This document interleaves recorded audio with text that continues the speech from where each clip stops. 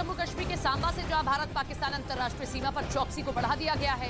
Tawang sector में चीन के साथ झड़प के बाद भारत पाकिस्तान अंतर्राष्ट्रीय सीमा पर हाई अलर्ट घोषित कर दिया गया है, जिसके बाद से बीएसएफ के जवान लगातार सीमा के साथ लगी तारबंदी के गश्त करते हुए दिखाई दिए हैं।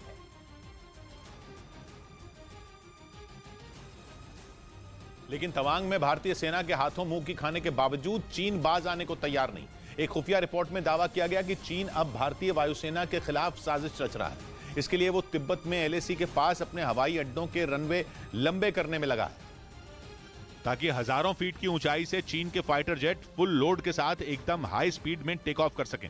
चीन ने यह तैयारी अभी शुरू नहीं की है, बल्कि वो पिछले 5 साल से एलएसी के पास अपनी वायुसेना के लिए काम करने में जुटा है। 5 साल पहले 2017 में डोकलाम हुआ था, वही डोकलाम जहां 73 दिनों तक भारत और चीन की सेना आमने सामने थी। कृषि से हर दिन, हर महीने, हर साल, इतना ही नहीं आपके रिटायरमेंट के लिए भी पैसे कमाना है? फिर देरी किस बात की? फ्रीडम ऐप को अब भी डाउनलोड कीजिए। चीन को अपने कदम पीछे खींचने पड़े थे, इसलिए अपनी उस बेइज्जती का बदला लेने के लिए चीन ने तभी प्लानिंग शुरू कर दी थी ताकि वो भारतीय वायुसेना को टक्कर दे सके। क्योंकि जिस तिब्बत के लिए चीन मरने मारने पर उतारू रहता है, उस तिब्बत का पठार ही चीन के लिए मुसीबत बन जाता है। और इसी वजह से चीन की वायुसेना जितना चाह ले, तिब्बत के पठार की भौगोलिक स्थिति उसके आड़े आ जाती है। तिब्बत का पठार समुद्र तल से 4500 मीटर से ज्यादा ऊंचाई पर है, और जब ऊंचाई बढ़ती है तो हवा की डेंसिटी घटती है। इस वजह से आसमान में एक सीमा पर पहुंचने के बाद हवाई जहाज का उड़ना नामुमकिन हो जाता है, और उस पर छोटे रनवे और भी दिक्कत करते हैं। इसलिए चीन अपने एयरबेस के रनवे लंबे करने में लगा है, ताकि उसके हवाई जहाज पूरे वजन के साथ तेज रफ्तार में उड़ान भर सकें। इसके लिए बीते 5 साल में चीन तिब्बत और शिनजियांग में 37 से ज्यादा एयरबेस और हेलीपोर्ट तैयार कर चुका है। इनमें 22 तो ऐसे हैं जिन्हें सेना और आम नागरिक दोनों इस्तेमाल कर सकते हैं।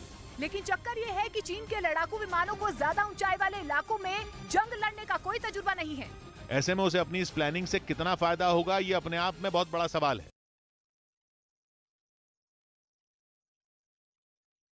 की खोज नहीं हुई, जबकि बढ़ती आबादी की वजह से ईंधन की मांग तेजी से बढ़ रही है। ऊपर से उसका विदेशी मुद्रा भंडार भी खत्म होने की कगार पर है। ऐसे में वो चाहकर भी बाहर से तेल और गैस। न्यूयॉर्क से जहां पर यूएनएससी में भारत की स्थायी सदस्यता का ब्रिटेन, फ्रांस और यूएई ने समर्थन किया है, और इन तीनों देशों ने कहा है कि वो भारत को यूएनएससी का स्थायी सदस्य बनाने के पक्ष में है। अमेरिकी पहले से ही भारत की सदस्यता का समर्थन कर चुके हैं।